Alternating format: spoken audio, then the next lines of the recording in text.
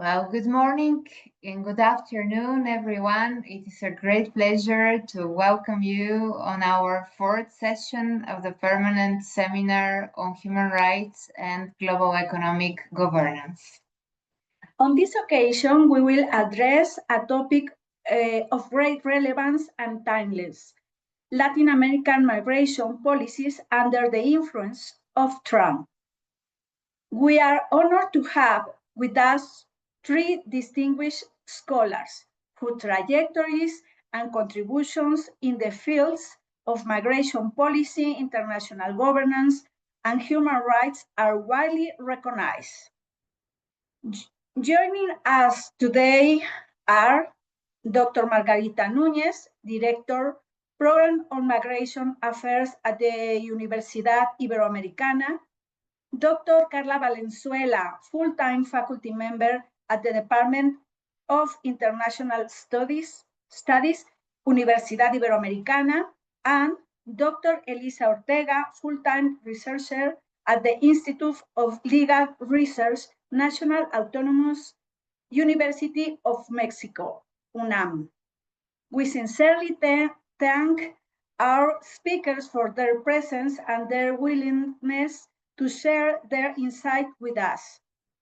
Each presenter will have up to 15 minutes for their presentation, beginning with Dr. Margarita Núñez, followed by Dr. Carla Valenzuela and Dr. Elisa Ortega.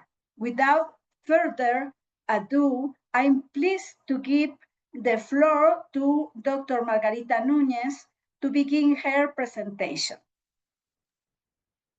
Thank you. Good morning, good afternoon, everyone. Thank you for the invitation to the seminar. It is a pleasure being here. I prepared the presentation, so I'm gonna share my screen. Please let me know if you are seeing it already. Okay, great. Well, as the title of the seminar says, today I'll be talking about Latin American migration policies under the influence of Donald Trump, with a special focus on Mexico. What I would like to show you is that the pressure of the United States, that the United States places on Mexico to control migration is not new. What we are seeing now under Trump is not a rupture, but a deepening of trends that we have been seeing for decades now. Trends that have turned Mexico into both a forced destination and an expulsion or deportation country. So first, I would like to start this presentation sharing with you some background. I won't go into detail of every of the events that are shown in this timeline, but I wanted to show you this because to state that the U.S. pressure in Mexico to stop migrants from reaching the U.S.-Mexico border dates back to at least the 1990s. During the NAFTA negotiations, the United States was already concerned about potential migration flows to its country, so it pushed Mexico to create its first real migration policy. In fact, the National Migration Institute, which is the institution in charge of migration policy in Mexico, was born during those NAFTA negotiations. And its founding decree explicitly stated that one of its main goals was to curb Central American migration going through Mexico to the US. So from that moment on, Mexico's migration policy has been adopting an increasingly security and enforcement focus rather than a human rights or development one. And also, when Donald Trump came into office for the first time in 2019, some of the most openly cruel and violent policies were implemented, such as Remain in Mexico, or MPP, and Title 42 that started to expel non-Mexicans citizens to Mexico, which is a trend that is being intensified right now. So today, under his second term, well, I'll skip this one, but under his second term, we're not seeing something that is radically new. We are seeing more of the same, just intensified. And in this sense, as I was saying, Mexico really continues to enforce the same logic of deterrence, control, containment, basically serving as a buffer zone for the US. So I will like to share with you some of the strategies that the Mexican government uses to this migration enforcement. Mexico, as I was saying, has effectively become a country of forced destination and at the same time of expulsion. Migrants who once saw Mexico only as a passageway now find themselves trapped. Containment policies have been designed to exhaust people and to make process of staying in Mexico or moving through Mexico really unbearable. Many people can't go home, can't continue to the US, but also can't find the minimum conditions to settle in Mexico. So this sense of entrapment generates a lot of despair and has severe impacts on mental health. And these policies are being enforced through various strategies. One of them is the militarization. Since Donald Trump's first administration, the National Guard was created in Mexico, which is a military force. And since 2019, when it was created, it was deployed to detain migrants in the borders and also along the Mexican routes. And even within the Migration Institute, a military doctrine has been introduced. This has changed the culture from an administrative civil institution to a combat-style enforcement institution. We at the Migration Issues Program have published a report analyzing this process of militarization of the Migration Institute through the last 6 years. And as a result, we have seen that migration routes in Mexico are now more dangerous and isolated. And this is cutting migrants off from humanitarian and support networks. This migration enforcement is also seen through the systematic detentions. Migration authorities in Mexico mainly focus on detain the people and send them south. Since at least like 3 years ago, we have seen a decrease in deportations to the places of origin of people detained in Mexico. But what we have been seeing is a rise in transfers of these people, which are detained mainly in the center and the north of the country, to the south of the country, particularly to Villahermosa in Tabasco. So for example, last year, by the end of 2024, detentions in Mexico hit a record of 1.23 million cases, and more than half of them occurred or were registered in Tabasco, precisely because of this strategy of transferring people to the south. And if we look at last year, for example, arrests in the US-Mexico border dropped, and this year have dropped dramatically. But this has also been corresponding to an increase in Mexico's detentions numbers.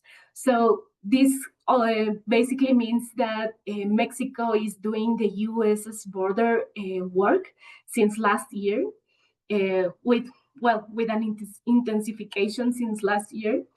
And this dynamic of detention and transfer has created a circular mobility. People are traveling north, are getting detained, they are being sent back to the south, and they start the journey again and again and again.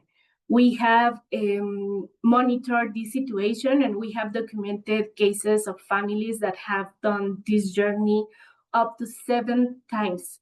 So they have, people basically has become stranded in these cities without any supports or adequate service. And also, another strategy to deter migration is simply to block access to basic rights. There, in spite of what I've just mentioned about Mexico becoming a forced destination for many people, there is still no real integration policy in Mexico. Migrants face the denial, the systematic denial of services, the lack of information, and each time more long and arbitrary bureaucratic delays. For example, the Mexican Commission for Refugee Assistance, the COMAR, has closed offices this year, has changed locations also this year, many times in various cities, and has added new procedural requirements. And particularly this year, since January, more or less February, March, we started to hear each time more reports of corruption within the offices of COMAR. So even though asylum applications have grown since January 2025, the process has become slower and more discretionary, which leaves thousands of people in a legal limbo. And this ends up in migrants living in extreme precarity, unable to work legally, to rent housing, or to access healthcare. I went back and I wanted to go forward now. And then another strategy I want to share with you, which the federal government has used also to deter migration, is the criminalization of human rights defenders. Because as we have seen the increase in the criminalization of migration, we also have seen the increase of the criminalization of human rights defenders. In Mexico, we have heard authorities of all levels equating human rights work or humanitarian work with smuggling or trafficking. At the end of last year, the former commissioner of the National Migration Institute, Francisco Garduño, declared publicly that NGOs and church organizations helping migrants were engaged, and this is a quote, engaged in human trafficking. And then just 2 months ago, in August this year, migrant rights defender Luis Garcia Villagrán was charged with organized crime after denouncing corruption at the refugee office in Tapachula, and while he was supporting the organization of a migrant caravan that was heading to Mexico City. And his arrest and the government's public comments afterwards show how easily solidarity is criminalized and how fragile the judicial independence has become in Mexico. And before sharing with you some conclusions, I want to say a little bit about deportations. And because this year, to manage deportations by the Trump administration, the Mexican government launched the program called México Te Abraza, which is Mexico Embraces You. And this program set up assistance centers for deported people, first on the northern border and later in the south, as we saw the decrease of deportations to the northern border and an increase in deportations to the southern border. The Mexican government set up this assistance center in Tapachula. And the support they provide is actually minimal. We have been monitoring the operation of these centers, and usually they give to Mexican deportees just an orientation and a small stipend that is supposed to help them to return to their places of origin or places where they feel safe. But oftentimes this stipend is insufficient for them to actually get to the places they want to go. Because, for example, people from the northern states of Sonora, Baja California, Tamaulipas are being deported to the southern states of Chiapas in Tapachula. So the stipend is, many times it's insufficient. So they get stranded in these cities without being able to, access some basic humanitarian aid and support networks. And also, we have been seeing a new traveling trend, which is, as I said, during Title 42, the US started to send non-Mexicans to Mexico. And now through deportations, we have seen this continue. But as we know that the Trump administration hasn't been able to deport as many people as he promised, because precisely the decrease of the tensions in the US-Mexico border, we know that people being deported is people that has lived in the US for decades. So we are seeing these people that has lived for decades, for more than 30 years in the US, that are not Mexicans, being deported to Mexico, which is a country they don't know at all. They haven't been here before. And for example, there was this group of Cuban deportees that had lived in the US for more than 20 years that were deported to Tapachula in the past few months. And in Tapachula, they were unable to regularize the status, to find jobs, to find a living for themselves. So they formed this caravan to head to Mexico City, knowing also that they will face the multiple checkpoints that are in place along the routes in the south. So these deportees that are not Mexican, that Mexico is receiving, also face the containment policies I've just talked a few moments ago. And just to conclude some ideas, I want to say that all these policies have had real consequences, and they are reconfiguring migration routes and mobility circuits. And just to mention two very concrete examples, I jumped the slide, sorry. Where is I had another slide. I wanted to mention this one first. Just to state two concrete examples of consequences of the consequences of these policies. One is the organized crime has gained control of many migration routes. Kidnapping has become systematic. Some shelters, civil society shelters, report up to 70 to 80% of migrants arriving to their shelters have been kidnapped at least once, but this has been reported to occur even up to 5 or 6 times. So these crimes are occurring in total impunity. They are not investigated. The migrants do not have access to justice in these situations. And also we have seen a rise in xenophobia and hostility within local communities. We have seen violent acts like the burning of migrant tents in public spaces here in Mexico City. So together, this paints a picture of a deep humanitarian and protection crisis that Mexico is facing, that obviously is heavily influenced by the US policy pressure. And I wanted to say this, that all this is changing the mobility dynamics in Mexico after the cancellation of CBP-1 appointment system. Thousands of migrants were left stranded in the northern and southern borders, also in Mexico City. And for instance, Venezuelans face huge obstacles returning home. Between February and June this year, only 7 humanitarian flights were organized between the Venezuelan embassy and the Mexican government, carrying about 2,500 people, while more than 8,000 people remain on waiting lists to be able to return to Venezuela through these humanitarian flights.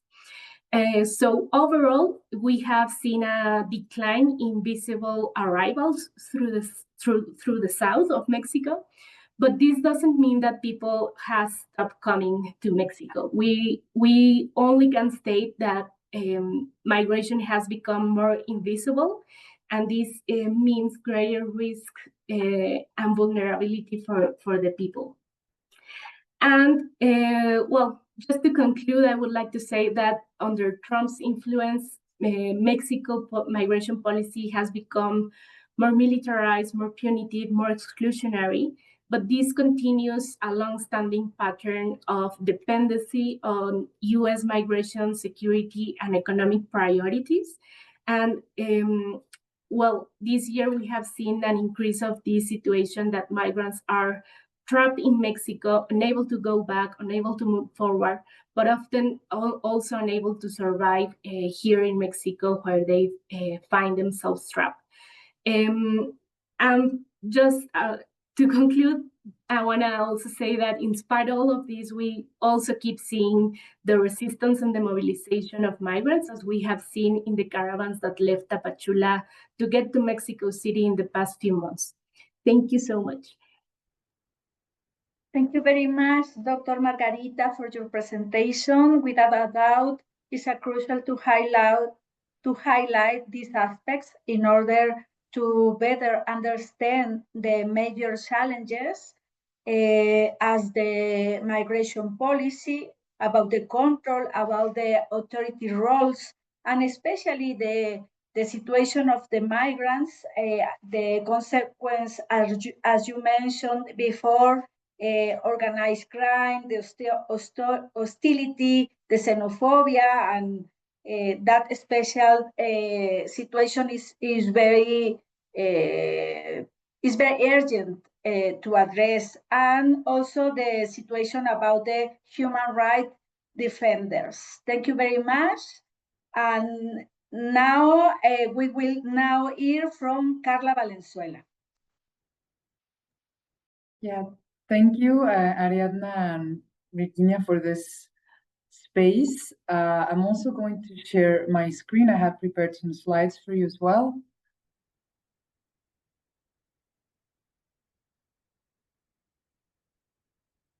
Okay.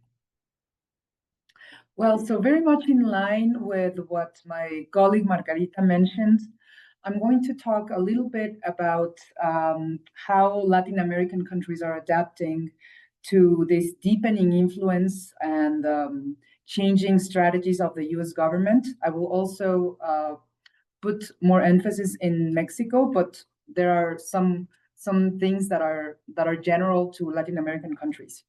So first, I will talk about the lack of immigrant integration.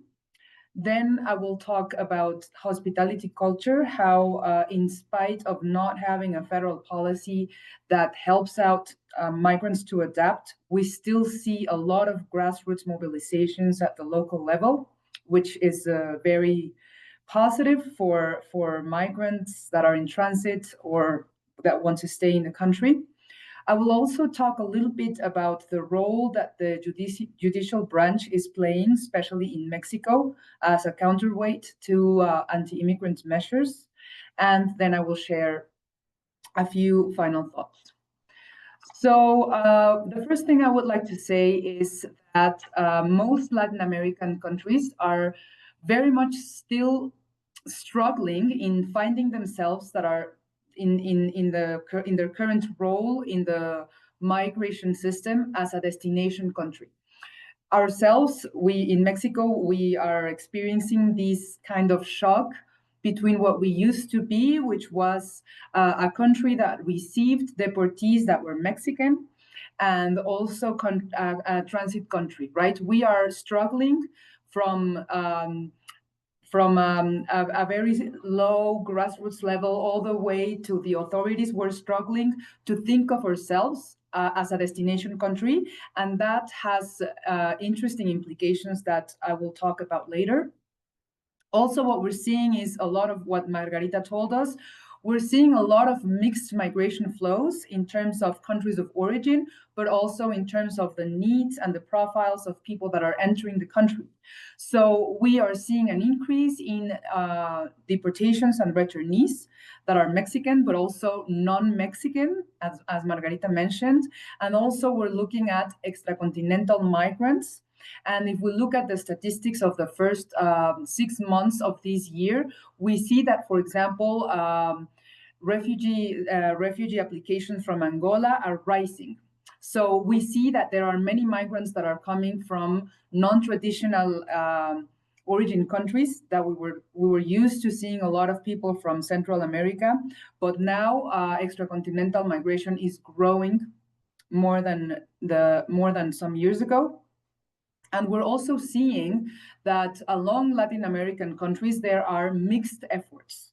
So we see, for example, some efforts from the Colombian government to regularize the status of especially Venezuelan migrants. But at the same time, we see the Chilean government closing their borders and militarizing their borders, as well as in Mexico, right? So they're sending us mixed messages, and we can't really grasp very well where the migration policy is going, except to talk about militarization and migration control. But still, we see also that there are temporary pathways to regularization. And at the same time, we see the Mexican government opening up a policy, Mexico Embraces You, for returnees. But we see that our Office for Refugees is really struggling budget-wise. So as I said, they're sending us very mixed messages all over Latin America. Also, it's very important to address that we have no clear pathway towards federal integration programs. Most of the countries in Latin America, they are just taking very specific and time-constrained measures, but we really don't see that there are federal coordinated efforts in order for migrants to better integrate at the federal level. And I just wanted to raise the attention on the Mexican federal expenditure budget. There has been a shift in the budget program that used to be called Policy and Migration Services. And for the upcoming year, this budget program changed the name to just Migration Services. So from Policy and Migration Services, now we're going to have a budget program only on migration services. Although we did see an increase of around 10% in the budget, this shift in the name basically implies that we're moving away from an integral policy, public policy framework to a more administrative service and migration control style. So we're abandoning a planned migration policy, which would also entail a migration culture and the international cooperation, for example, and we're only focusing our budget efforts on administrative services and migration control in the upcoming year, which is pretty alarming. But now I'm going to change to a more positive note. Even though what I just said about the lack of the implication of the federal government, we still see a welcoming culture. And we see that most of the stakeholders that are getting along with welcoming migrants are at the local level. We see very active NGOs and some municipal governments. But we see still that the federal government is nowhere to be seen, at least in Mexico. And then we see that the international organizations are taking a very important step forward. Specifically talking about the UNHCR and the IOM in the case of Mexico, but their role is not always clear because we see that most of their efforts are geared towards finding migrants jobs to stay in the country and relocating them according to the job opportunities that they can find according to their profile. But we don't really see that these international organizations are pushing a federal integration or migration comprehensive policy forward. And then we see that the discussion about border humanitarianism is reviving, which basically means that humanitarian organizations are not really dealing with humanitarian action, but are more becoming a state's arm in terms of migration management and migration control. Also, I wanted to present to you two cases which speak about the importance that the judicial branches in Latin America and also in the US are taking over as a counterweight to anti-immigrant measures. Maybe it's more known to our audience the fact that the Supreme Court denied Trump's executive order to change nationality laws. But in Mexico, we also see that the judicial branch, which is basically our Supreme Court, is also acting as a counterweight, and I'm presenting you two examples of this. So the first example was in May 2022, when a Mexican NGO won a case for in the Supreme Court to declare unconstitutional migration controls within the country. So, for example, if you're traveling from one Mexican state to another Mexican state, which is a domestic flight, we still see that there are migration controls within the country, which was overruled as constitutional by the Supreme Court in 2022. And then I wanted to talk to you a little bit about our legal clinic here at Ibero University, which also won a legal case in favor of an LGBT migrant. And this case actually makes the National Institute of Migration to issue migratory documentation according to the gender preference of the migrant person, which was actually a very positive case of identity documents as well. And some of my final thoughts are just to reiterate how important migrants and returnees are to the Latin American countries and the communities that they're trying to reintegrate to.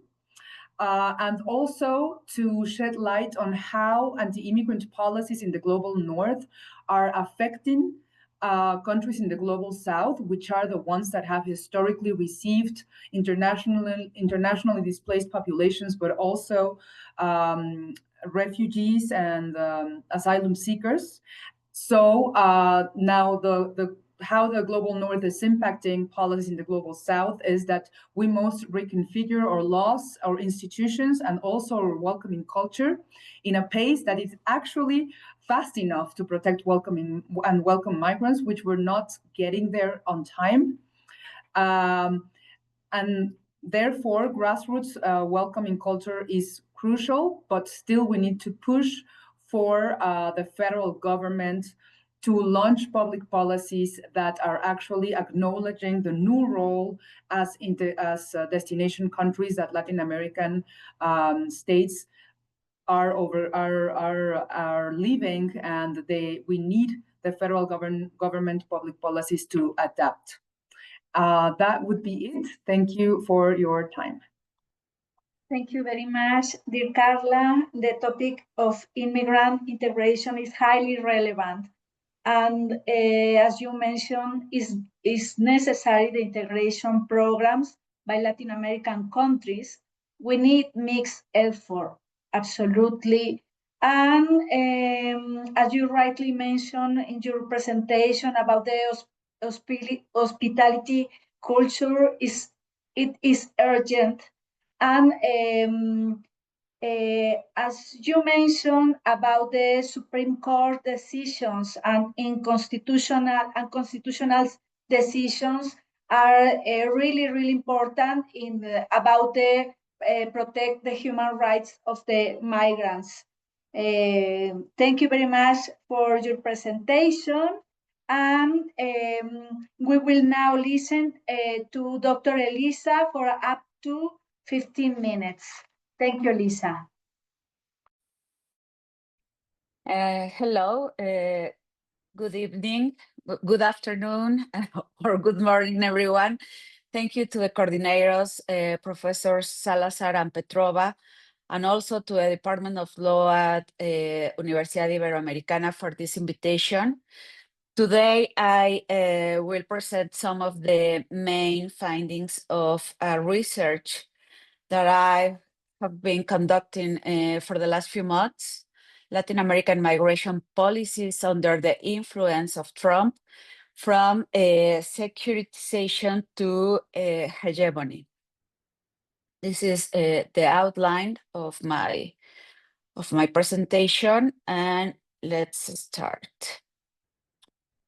The central question which is guiding this research is, how did migration governance in the Americas transform between 2017 and 2025 from emergency securitization to a lasting hegemonic order?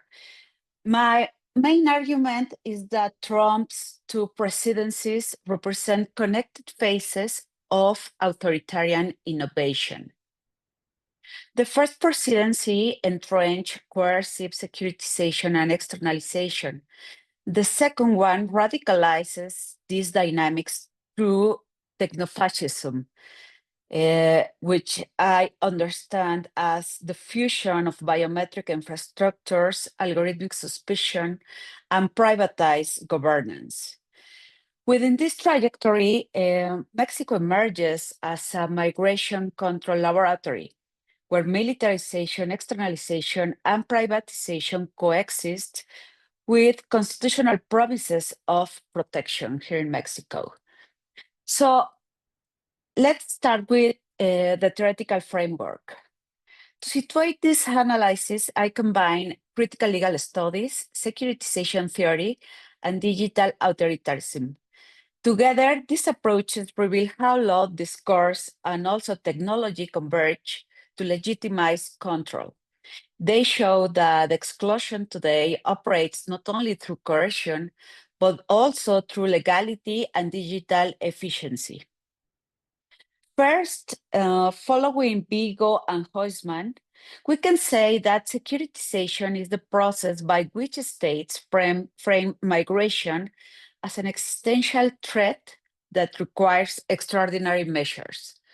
In terms of Michel Foucault, borders can be understood to operate as biopolitical dispositives. There is assemblage of law, technology, and also discourse that regulate who may live, move, or die.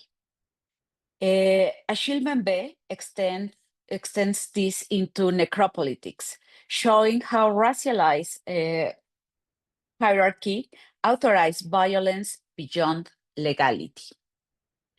Second, drawing on Gramsci hegemony, combines coercion and consent. In migration politics, exclusionary measures are legitimized not only through force, but also through moral, humanitarian, and economic narratives that make inequality appear natural. So these narratives transform coercion into common sense, and they frame border control as protection, detention as care, and deterrence as responsibility, masking structural violence behind the language of governance and virtue. And third, drawing on Han, Zuboff, and Robreau, help conceptualize technopolitical dispositives such as digital systems that govern through profiling and prediction rather than through deliberation or law. So algorithmic and biometric systems that operate through profiling, predicting, and excluding without open political debate. And law itself is reconfigured to normalize exclusion while still appearing to be legal and efficient. So in this sense, technopolitical dispositives automate judgment, turning surveillance and data extraction into routine forms of control. Now, let's see some main findings of Trump's first presidency.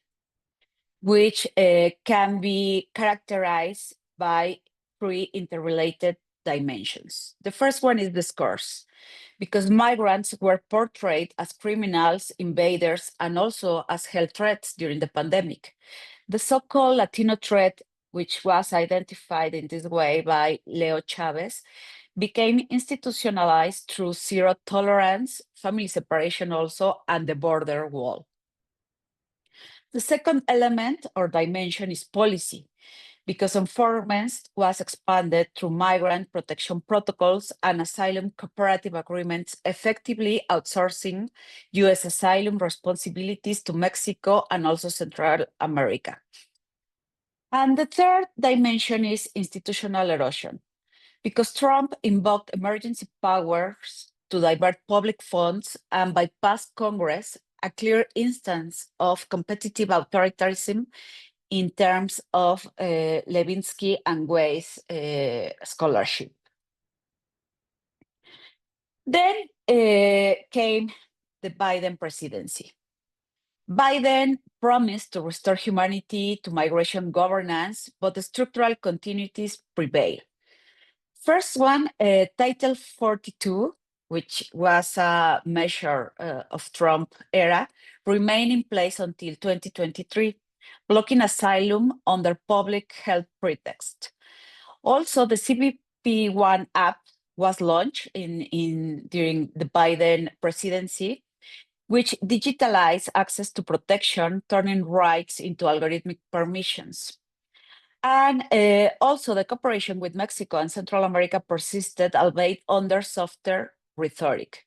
Thus, rather than rupture, Biden's term represents hegemonic consolidation, exclusionary governance normalized through administrative and technological routines. Then we have arrived to Trump's second term, which embeds migration control in digital and corporate infrastructures, deepening authoritarian rule. I use the term technofascism, borrowing from Del Val and Tusquet, to describe the merger between reactionary politics and algorithmic governance. Under this regime, migrants' bodies become data captured through biometrics, predictive analytics, and private databases. Private actors from Palantir to Geo Group profit from detention, deportation, and data extraction.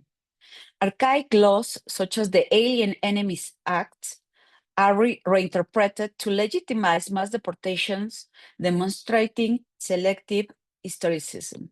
That is, the use of the past to normalize authoritarian legality. With technofascism, exclusion is not framed as violence, but as administration, which is efficient, data-driven, and legally sanitized. So this convergence of states and corporate power redefines sovereignty as control through code and commerce. In this model, law itself turns digital. Decisions are made by systems.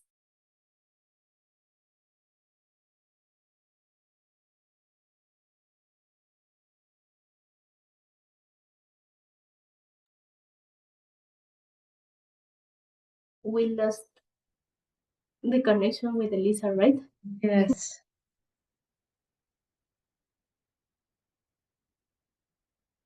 Elisa. Geopolitical place plays a crucial role in this hemispheric system, serving as the testing ground where deterrence, militarization, and privatization converge. After the 2019 joint declaration, Mexico deployed thousands of National Guard troops to its southern border, integrating migration control into a national security framework. Also, through biometric data sharing agreements with the US, Mexico effectively expands US border enforcement deep into its territory. And also, detention centers increasingly depend on hybrid contracts and humanitarian outsourcing, while official language masks coercion, with euphemisms like assisted returns or rescues. The 2023 Ciudad Juarez fire, in which dozens of detained migrants died, 40 at least, exposes the deadly consequences of this model. This was not an aberration, but the logical outcome of administrative deterrence and institutional abandonment in Mexico. So Mexico thus illustrates how constitutional promises, asylum, due process, the pro persona principle, coexist with systematic exclusion, showing how legality itself sustains authoritarian governance under the guise of lawfulness. So we can conclude that the comparative analysis of Trump's two presidencies confirms my hypothesis. Migration governance in the Americas has shifted from securitization to hegemony. What initially involved exceptional coercion has become accepted legality. Borders have transitioned from physical walls to digital control systems. The margin of state power, corporate profit, and algorithmic governance creates adaptive hegemony, which is a flexible system that can absorb criticism while increasing exclusion. Yet, hegemony is never total. Across the region, counter-hegemonic practices persist. For example, inter-American court jurisprudence that reaffirms non-refoulement and children's rights. Also, the Mexican Supreme Court has issued rulings that limit arbitrary detention and migration alerts. And also grassroots and transnational advocacy networks that expose abuses and demand accountability. In short, the governance of migration reveals how law can be both enable exclusion, but also support resistance, a frontier where democracy and human dignity are now being tested. So laws must prioritize protection over control, grounding migration governance in solidarity, not suspicion. Thank you very much. Thank you very much, dear Elisa. Your presentation was truly insightful. Indeed, there remains much work to be done in the field of migration and the protection of human rights, as you mentioned, about the radicalized migration, the militarization, and how these periods in the Americans, we can realize how is the normalization, and I agree with your conclusions about the exclusionary legality. Thank you very much. And now open the floor to all the distinguished speakers for a brief closing comment up to 2 minutes each, if you want. Thank you. The same order, please. Thank you. Thank you, Carla and Elisa, for sharing your presentations. They were really interesting. I think we have a lot of coincidences about the analysis we're doing in Mexico and in the region. I would just like to add to close that we are at a crucial turning point. I think the three presentations show a little bit of that, how this Donald Trump administration is pushing towards this, in the words of Elisa, this hegemony. And also, as the presentation of Carla shows, we still have a lot of grassroots initiatives that are welcoming for migrants in Latin America. And I think this is also because we, in Latin America, we are countries that are used to migration, but we were used to, as Carla explained very well, we were used to be origin countries. So this is like, I would say, a fertile ground for people to be for people to have hospitality practices towards migrants. And I think this is a crucial point for our states to turn and to acknowledge, as Carla said, that we are now destination countries, and to engage in actual integration policies that reinforce and promote the solidarity and hospitality towards migrants in face of this increasing securitization of the migration policy. So I think this is that crucial point, and we should be pushing forward our governments to push to the solidarity and hospitality policies. Thank you. Carla? Yes, well, thank you so much to all the participants in this panel. Well, basically what I would like to close my presentation on is to reflect on the backlash of anti-immigrant policies in the global north, and how they are affecting the global south, and more specifically Latin American countries. But also, to end this on a positive note, I believe that this is a source of opportunity for Latin American countries if migration is managed wisely and correctly, and if budget is destined towards what it should be destined, which is integration, and if we take a step back from authoritarian and militarizing models that we see are being imposed in the global north. And also maybe like one more practical comment would be the importance of strengthening local integration capacities. If anything, I would start by the local level, and our local authorities being trained as in what migration means and what are the necessities, the first-hand necessities that these people need, because it's in the local and municipal level which everything is going on, and we see that they lack a lot of capacities. So maybe just as a final, very practical thought, I would close saying that. Thank you. Thank you, Carla, and Elisa, please. Thank you. Yeah, thank you, Virginia and Ariadna, and also my colleagues for their presentations. I hope this discussion contributes to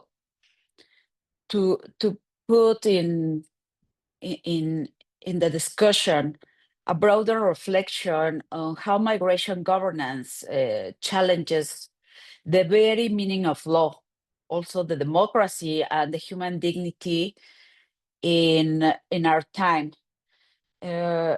Probably I would say in closing that the challenge before us, well, because I am a lawyer, is to reclaim law as a space of protection rather than control, because we've seen the use of law as control, as an instrument of control and the political power. So to ensure that legality serves dignity and not exclusion. And probably my thesis of technofascism is it's a little bit crazy, but you know, in Europe they are working on this term in media and in periodistic spaces, and I would say that this is a new form of control that hides behind technology. And we can see, people in Silicon Valley, which is right-handed and very authoritative.